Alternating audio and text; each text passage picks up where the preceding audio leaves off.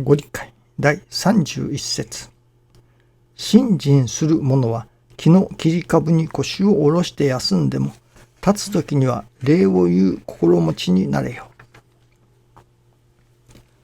遊興の世界にも一宿一般の恩義に命をかけて恩に報いると聞く。教祖は信心して神の大恩を知れば、無事達者で子孫も続き身代もでき、一年勝り大勝りのおかげを受けることができるぞと教えておられる。命で感ずるものすべての恩のことである。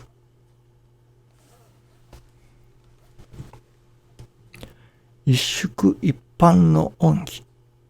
と教えておられますが、神様と私どもとの間にその恩義とでも言うのでしょうかね、そういうものを感ずる。これは恩を感ずるというのは一宿一般でも恩を感ずることができますね。いわばその何と言いましょうかね、命がもうないという時に神様にお願いしてその命を助けてもらう。そこに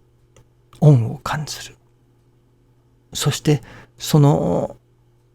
九死に一生というようなおかげをいただき、それで信心が長く続く。その恩をもとにしてですね、というような信心もありますけれども、それだけではないような感じがいたしますね。確かにそういう九死に一生のおかげをいただき、その恩を一生感じ続けるということもありますけれども、師匠が教えてくださる神様と私どもとの間柄というものはもう少し違っているように思います。さて、神様と私どもとの間柄をどういうふうに感じるか、どういう間柄になっているか。ある先生は高徳な先生ですけれども、神様がご主人、私どもは番頭という、そういう主人と番頭というような間柄を実感されておられたようですね。そういう間柄でお説きくださいました。師匠の場合はどうかというと、ある時には親と子の情愛を持って、ある時には夫と妻、いわば夫婦間の情愛を持ってお説きくださいますね。いわゆる神様と私どもとの間にその他人した間柄、例えば通りすがりにあるお店に入ってその何か品物を求める、いわゆる一見の客ではないのですね。その馴染みの客とでも言うのでしょうか。そういう馴染みの客になることによってそこに情が通い合う。一見の客では通い得ないような情が信心の稽古を長年続けていくうちに神様との間に通うようになってくる。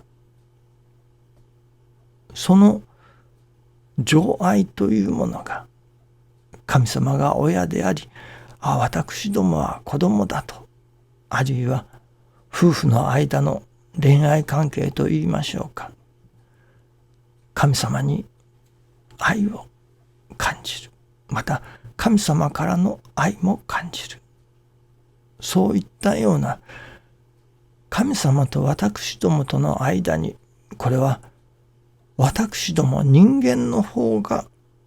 情愛を感じる。その人間が感じる情愛をまた神様の方もまた感じてくださるのではないでしょうかね。神様の情愛が私どもに照り返ってくるのか、私どもの情愛が神様に照り返る、そしてまた私どもに返ってくるのか、その辺のところはよくわかりませんけれども、いずれにしろ神様と私どもとの間から、それを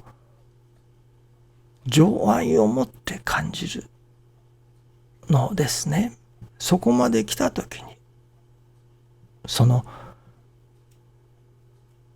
他人同士では願えでないようなことでも、こんなことを願っていいだろうか、こんなことを頼んでいいだろうかというようなことでも、親子の間であれば、夫婦の間であれば頼むことができますね。ちょっと無理なことでもやっぱりお願いいたします。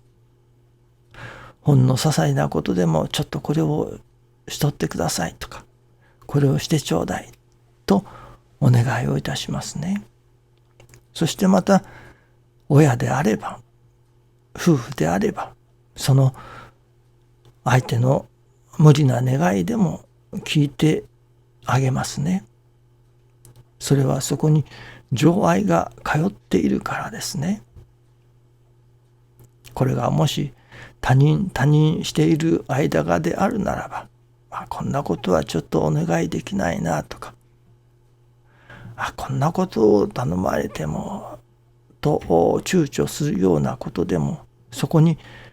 親と子の情愛が、夫婦の情愛が通っておれば、